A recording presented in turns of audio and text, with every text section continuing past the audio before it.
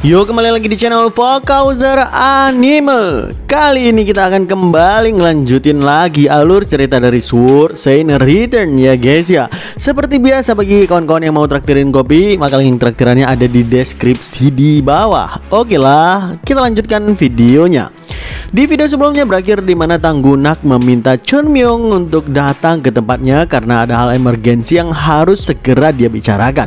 Chunmyung yang sebelumnya sedang berbicara dengan Tang Soso pun langsung pergi meninggalkannya. Dan begitu Chunmyung dan Tang Zhan udah pergi, tiba-tiba seseorang datang di belakang Tang Soso dan dia bilang itu nggak akan berhasil. Mendengarkan itu Soso pun kaget dan buru-buru mencabut jepit rambutnya untuk menyerang orang tersebut sebagai refleks pertahanan. Dan betapa kagetnya dia karena ternyata orang yang mengatakan itu adalah Iseol dari Gunung Berbunga. Di tempat yang lain, terlihat Chunmyung pun kembali duduk di meja yang sama dengan Tanggunak seperti negosiasi sebelumnya. Dan jujur Tanggunak paham kalau Chunmyung lagi kesal dengan putrinya yang masih aja nggak berhenti mengejarnya.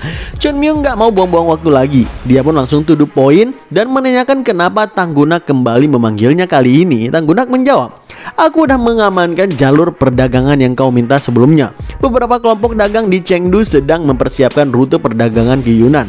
Aku udah mengatur agar kau bisa pergi bersama dengan mereka. Dan sepertinya mereka akan berangkat lusa," kata Tanggunak yang ngebuat Chunmyung lumayan senang.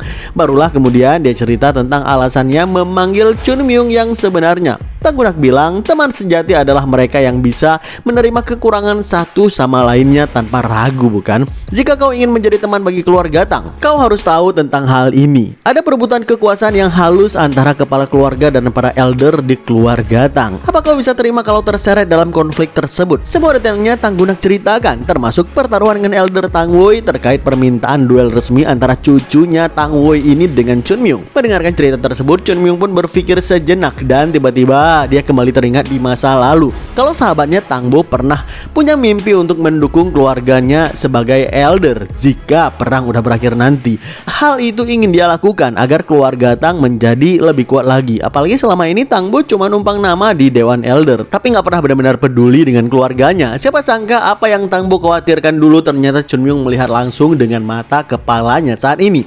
Dan dalam hatinya Chunmyung bilang, yang udah mati telah berlalu dan kehendak mereka nggak ada lagi. Tapi kenangan atas kehendakmu saat kau masih hidup, aku nggak bisa mengabaikannya. Setelah berpikir cukup lama, Chunmyung pun bilang ke Tanggunak, jadi ini permintaanmu. Baiklah, aku menolaknya, kata Chunmyung dengan tegas yang ngebuat Tanggunak terdiam. Oke, kita pindah sebentar ke tempat Tang Soso yang saat ini menginterogasi Iseol karena ngerasa Iseol lah yang ngebuat dia nggak bisa mendekati Chunmyung. Iseol menjelaskan kalau dia nggak ada hubungan apapun dengan Chunmyung kecuali untuk memperbaiki martial art-nya. Mendengarkan itu, Soso menghela napas panjang karena menurutnya bagi seorang yang fokus pada martial art, pernikahan adalah hal yang sia-sia. Tapi yang bikin Iseol heran kenapa Soso begitu terobsesi dengan pernikahan tanpa cinta sampai maksa-maksa Chunmyung segala. Soso pun curhat ke Iseol kalau norma di keluarga Tang itu berbeda dengan keluarga biasanya. Hukum keluarga Tang sangat ketat bahkan ekstrim, sehingga seorang wanita yang lahir dalam keluarga ini cuma punya satu jalan, yaitu menikah di tempat yang diinginkan oleh keluarga Tang. Bagi Soso, apa yang dia lakukan sekarang hanyalah tindakan pemberontakan kecil. Kalaupun dia harus dipaksa menikah, setidaknya dia ingin memilih pasangannya sendiri, dan orang tersebut juga harus orang yang bisa diterima oleh keluarga Tang. Di luar itu nggak ada pilihan lain. Di keluarga Tang Sichuan, wanita nggak bisa mewarisi martial art keluarga ataupun hidup sebagai warrior, seolah seperti setengah bagian dari keluarga, terutama sebagai putri kepala keluarga. Meski Soso juga hidup nyaman sebagai putri kepala keluarga, tapi membayangkan menjalani masa depan bukan atas keinginannya sendiri itu adalah hal yang nggak bisa dia terima. Mendengarkan curhatan dari Soso ini, Iseol pun bilang, selalu ada jalan, kau hanya belum memikirkannya. Asal kau tahu, aku dulu juga berpikir seperti itu. Dan suatu hari tiba-tiba jalanku terbuka sendiri. Setidaknya untuk sekarang aku nggak tersesat lagi, kata Iseol sambil mengenang gimana dulu dia mendapatkan pencerahan martial art dari Chunmyung. Iseol pun menjulurkan tangannya dan dia bilang kalau dia yakin Soso pasti akan punya pilihan lain. Meski Soso masih meragukan pilihan lain tersebut, tapi ngelihat kesungguhan dari Iseol yang tangannya penuh goresan latihan keras, Soso menguatkan hatinya untuk yakin dan menerima tangan Iseol itu. Kita kembali ke Chunmyung dan juga Tanggunak. Awalnya Tanggunak udah pasrah karena Chunmyung menolak permintaannya, tapi tiba-tiba Chunmyung bilang sambil tersenyum, sebagai gantinya aku akan memberikanmu hadiah. Sebenarnya menurut Chunmyung Myung ini bukan hadiah darinya. Dia cuma mengantarkan hadiah dari mendiang Tang Bu, seorang elder keluarga Tang dahulunya, kepada Tang Gunak yang tersampaikan ratusan tahun kemudian. Jujur, Tang Gunak masih kebingungan maksud hadiah dari perkataan Chun Myung ini. Chun Myung bilang ke Tang Gunak untuk mengatur pertarungan sesuai rencana besok. Dan satu lagi, apapun yang kulakukan besok jangan ikut campur. Tang Gunak menjawab, memangnya apa yang kau rencanakan? Chun Myung membalas, simple aja kok, aku akan melakukan sesuai dengan keahlianku. Kita langsung pindah ke keesokan harinya. Bukannya melakukan persiapan untuk duel siang hari nanti, Chun Myung malah terlihat sedang mukbang makanan terbaik dari koki terhebat keluarga Tang Si Chuan. Jujur, Baek Chun khawatir ngelihat Chun Myung makan seperti kerasukan setan ini. Tapi berkali-kali Chun Myung bilang kalau semua akan baik-baik aja, nggak ada masalah untuk duel nantinya. Namun coba sangka, orang yang mengantar makanan kepada Chun Myung ternyata udah menuangkan 2 ramuan khusus ke dalam makanannya. Dia pun segera membuang 2 botol ramuan itu ke dalam sungai untuk menghilangkan jejak bukti. Gak berselang lama, waktu duel di siang hari pun tiba. Banyak anggota keluarga yang udah berkumpul di sekitaran area duel dan mereka membicarakan pertarungan antara Tang Hak dan Monhua Divine Dragon. Beberapa orang ada yang meragukan kemampuan dari Tang Hak. Gak mungkin Tang Hak bisa menang melawan Monhua Divine Dragon, apalagi kepala keluarga Tang sempat kehilangan muka saat berduel dengan Chun Myung sebelumnya. Namun ada juga yang tetap membela Tang Hak dan mereka mengira kalau Tang Gunak gak serius ketika berduel dengan Taoist muda gunung berbunga sebelumnya. Jadi Tang Hak sebagai seorang warrior muda terbaik keluarga Tang pasti masih ada kesempatan untuk menang. Mendengarkan diskusi antara 2 kubu tersebut ngebuat Tang Hak yang udah berdiri di samping arena terlihat cukup gugup sampai berkeringat, bahkan menghela napas panjang juga. Ngelihat itu sih, kakek Tang Wei mendatangi Tang Hak dan bilang, gak perlu gugup, jika semuanya berjalan dengan lancar kau akan naik ke posisi pewaris, lalu posisi kepala keluarga akan menjadi milikmu. Apa kau cukup percaya diri? Tanya Tang Wei yang ngebuat Tang Hak diam sejenak. Tang Hak mengakui kalau dia udah berlatih tanpa henti selama ini, tapi lawannya adalah Divine Dragon, warrior muda paling berbakat di dunia saat ini. Jujur Tang Hak ngerasa gak yakin bisa menang. Ya jujur dia sama sekali gak yakin. Mendengarkan itu si kakek pun kesal dan dia bilang, bodoh, apa kau benar-benar takut kepada bocah yang 10 tahun lebih muda darimu? Gak ada yang perlu dikhawatirkan. Apa kau pikir aku akan mengirimkan cucuku satu-satunya untuk mati? Divine Dragon itu cuma selemah ayam sakit. Jadi jangan buang waktu dan ajar dia habis-habisan. Dan yang paling penting jangan biarkan dia hidup. Camkan itu baik-baik, kata Tang Wei yang ngebuat Tang Hak kembali bersemangat. Dia janji akan ngebuat Chun Myung gak akan pernah bisa membuka mulutnya lagi. Si kakek pun tersenyum lebar membayangkan cucunya akan menang mudah di duel hari ini. Berhubung dialah yang menyuruh pelayan memasuki racun 1000 tahun ke dalam makanan Chun Myung sebelumnya. Racun itu adalah racun khusus yang terbagi menjadi yin dan yang, gak berbahaya kecuali keduanya digunakan bersamaan. Ketika terpisah, obat itu hanya bubuk biasa, tapi ketika 2 bahan itu bertemu di dalam tubuh, mereka akan memicu racunnya. Orang yang diracuni akan mengantuk seperti mabuk, bahkan gak bisa mengeluarkan ki-nya dengan baik. Sambil menatap Chun Myung di seberang arena sana yang perutnya kelihatan membesar dan mengantuk, Tang Wei bilang dalam hati, mau seberapa kuat pun lawannya di bawah pengaruh racun ini, Tang Hak gak akan kesulitan menghadapinya. Dan mau sebesar apapun dukungan kepada keluarga Tang terhadap Divine Dragon, mustahil baginya untuk berpihak kepada gunung berbunga, bukan? Aku gak bisa menyerahkan masa depan keluarga Tang kepada orang sepertinya. Akhirnya Tang Wei pun nyuruh Tang Hak untuk maju duluan ke arena. Tang Hak menuruti perkataan si kakek dan begitu dia udah berada di atas arena dengan lantang dia pun bilang, Divine Dragon Monhua, majulah. Aku akan membuktikan hari ini kalau teknik keluarga Tang yang terkuat daripada gunung berbunga. Teriakan itu spontan ngebuat anggota keluarga Tang bangga dan mereka sangat berharap Tang Hak bisa memenangkan duel ini. Sedangkan Chun Myung setelah mendengarkan teriakan itu dia malah menyuruh para seniornya untuk berkumpul mendekatinya. Lalu dia membisikkan rencana yang ngebuat para seniornya benar-benar kaget. Tapi karena Chun Myung adalah yang terkuat dan memimpin mereka, makanya para senior itu cuma bisa patuh dan mengiyakan rencananya. Setelah bisik-bisik selesai, akhirnya dari pihak gunung berbunga pun maju ke atas arena. Para penonton dari keluarga Tang yang penasaran, mereka mengira kalau yang maju ini adalah Divine Dragon Monhua. Tapi begitu orang tersebut berdiri di depan Tang Hak, dia benar-benar kaget dan dengan marah dia bilang, omong kosong apa ini? Seharusnya aku menghadapi menghadapi Divine Dragon Monhua. Siapa kau berani-beraninya naik ke arena?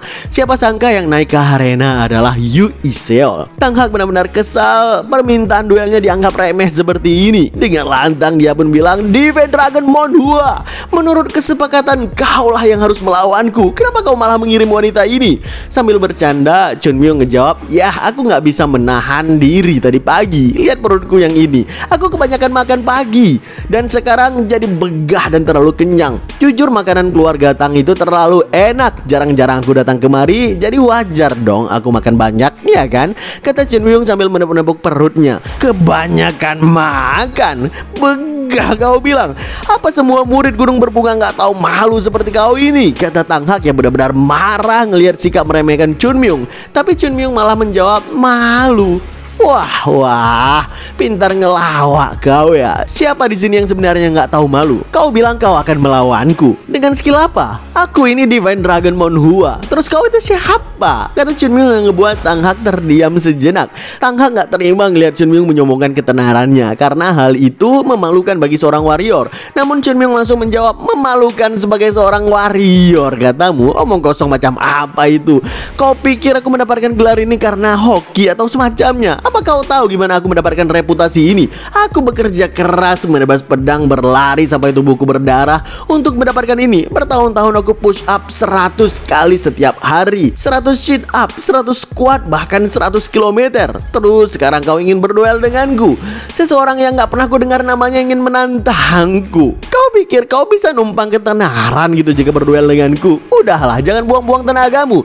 Ada kualifikasi dasar untuk membuat sebuah kesepakatan duel. Kau itu bukan siapa-siapa. Memangnya siapa kau berani minta duel segala? Kata Chun Myung yang ngebuat Tang Hak dan kakeknya nggak bisa menahan emosi mereka. Chun Myung bilang sebenarnya dia paling malas berduel dengan orang yang nggak terkenal. Tapi karena udah terlanjur bikin kesepakatan, jadi Chun Myung akan menganggap dirinya akan kalah dalam duel kali ini jika Tang Hak berhasil mengalahkan kakak seniornya Iseol. Mendengarkan itu amarah Tang Hak hampir meledak di ubun-ubun. Dia menunjukkan jarinya yang bergetar hebat ke arah Iseol dan bilang dengan lantang, kau ingin aku melawan seorang wanita? Aku tuan muda keluarga Tang. Kau ini benar-benar gak punya rasa malu Divine Dragon. Iseol pun ikutan kesal karena Tang Hak kebanyakan bacot dari tadi, bahkan meremehkannya sebagai seorang wanita. Tanpa ragu Iseol menerjang secepat kilat dan menebaskan lengan baju Tang Hak yang tangannya menunjuk Iseol sebelumnya. Lalu dengan tegas Iseol bilang, kalau kau udah selesai bicaranya, ayo bertarung sekarang. Jangan banyak bacot lagi, kata Iseol yang ngebuat Tang Hak kehilangan kata-kata. Jujur Tang Hak gak terima kalau dia diremehkan oleh seorang wanita. Dan sebagai laki-laki keluarga Tang, dia punya harga diri, gak berduel dengan seorang perempuan. Makanya Tang Hak mengambil jarak dari Iseol lalu menatap Tang Gunak di seberang sana sambil bilang, Lord, apa Anda benar-benar setuju dengan duel kali ini? Tang Gunak sebenarnya yakin kalau Chun Myung punya rencana khusus, sehingga Iseol yang disuruh maju untuk berduel. Apalagi dia tahu kalau Chun Myung bukan tipe orang yang memilih pertarungan yang dia udah tahu akan kalah. Menurut Tang Gunak, Chun Myung sangat yakin dengan kemampuan seniornya itu. Makanya dia pun menjawab pertanyaan dari Tang Hak. Jenis kelamin gak penting di sini. Hah? Jadi maksud Anda jika wanita itu kalah, Anda benar-benar akan memberikanku posisi pewaris? Tanya Tang Hak penasaran. Tang Gunak menjawab singkat lagi, yap benar. Berhubung Tang Gunak langsung mengiyakan, Tang Hak pun buru-buru menatap kakeknya di belakang sana, dan hal itu ngebuat Tang Wei lumayan kesal. Dalam hatinya Tang Wei bilang, bodoh jika kau menatapku seperti itu di depan semua orang ini. Mereka semua akan tahu kalau aku yang ada di belakangmu. Meski kebanyakan dari mereka mungkin memang udah menebaknya, tapi ada perbedaan besar antara menebak dan tahu pasti. Sakit perut karena kebanyakan makan katanya. Divine Dragon Monhua, orang sehebat dirinya nggak akan mungkin sakit hanya dengan kebanyakan makan. Apa jangan-jangan dia menyadari keberadaan racun 1000 tahun? Enggak, itu nggak mungkin. Dia mungkin cuma merasakan ada yang salah dengan tubuhnya karena instingnya. Jadi dia mengirim wanita itu sebagai gantinya. Benar-benar menyedihkan. Jika kau akan kalah, setidaknya pilihlah kekalahan yang terhormat. Ya, aku memang gagal membunuhmu di sini, tapi masih banyak cara lain. Sekarang karena Lord udah memberikan izin, aku akan ikut dalam permainan ini dan mengambil keuntungan saat waktunya tiba, kata Tang Wei yang gak menganggap Iseol sebagai ancaman untuk cucunya. Makanya dengan bahasa isyarat, Tang Wei meminta Tang Hak untuk mendekati Iseol tanpa ampun. Tang Hak yang paham dengan isyarat sang kakek langsung ngeluarin kedua tangannya sambil bilang ke Iseol, "Berhati-hatilah, aku akan menggunakan racun dalam duel kali ini. Jadi jangan berpikir untuk keluar dari arena ini hidup-hidup." Pertarungan sengit akan segera berlangsung antara Iseol dan juga Tang Hak. Tapi sebelum serangan pembuka dimulai, Soso yang ngelihat Iseol dari bangku penonton benar-benar nggak menyangka kalau dia akan maju untuk berduel dengan Tang Hak hari ini. Soso tahu persis kalau racun keluarga Tang sangat berbahaya, jadi dia udah berniat untuk menghentikan pertarungan ini sejak awal. Tapi Tang Zhan menahan Soso dan dia bilang, "Kakak, tenanglah. Jika kau ikut campur sekarang, kau hanya akan memperburuk keadaan. Aku tahu Tang Hak itu kuat, tapi gadis itu pasti udah tahu resiko yang dia ambil, dan dia tetap aja naik ke arena karena dia adalah seorang warrior, jadi jangan menghina keberaniannya." Sejak dia melangkahkan kaki ke panggung itu, semuanya bukan lagi tentang laki-laki ataupun perempuan, namun hanya duel antara dua warrior. Kau nggak boleh ikut campur di sini. Kata-kata Tang Zhan itu seketika ngebuat Soso teringat dengan ucapan Iseol di hari sebelumnya. Soso yang penasaran bilang dalam hati, apa jangan-jangan pertarungan ini adalah caranya untuk membukakan jalan untukku. Dan akhirnya pertarungan pun dimulai dengan serangan pembuka lemparan dagger ganda dari Tang Hak. Tapi lemparan itu berhasil ditangkis dengan mudah oleh Iseol. Bahkan lemparan berikutnya pun masih bisa Iseol hadapi dan kembalikan secara akurat kepada Tang Hak yang ngebuat dia sedikit kaget. Tang Hak terpaksa menangkap dagger yang dipentalkan ke arahnya itu, lalu bilang dalam hati, "Perempuan ini refleksnya cepat, penilaiannya juga tajam. Jujur aku nggak mau mengakuinya, tapi dia lebih kuat dari yang kubayangkan." Bukannya melanjutkan serangan, Tang Hak tiba-tiba bilang, "Mungkin kau bisa mengalahkanku jika kau bukan seorang wanita. Salahkan nasibmu karena nggak terlahir sebagai pria." Mendengarkan itu, Iseol pun dengan kesal menjawab, "Itu nggak penting. Yang terpenting di sini adalah fakta bahwa kau itu lemah." Nggak terima dengan ejakan Iseol, tanpa ampun Tang Hak menerjang ke depan sekuat tenaga. Tapi sebelum mendekati Iseol, dia langsung berbelok melemparkan senjata rahasia ke arah Iseol. Ngelihat itu, para penonton bilang, "Apa itu? Aku mendengarkan suara tajam, tapi aku nggak melihat apapun."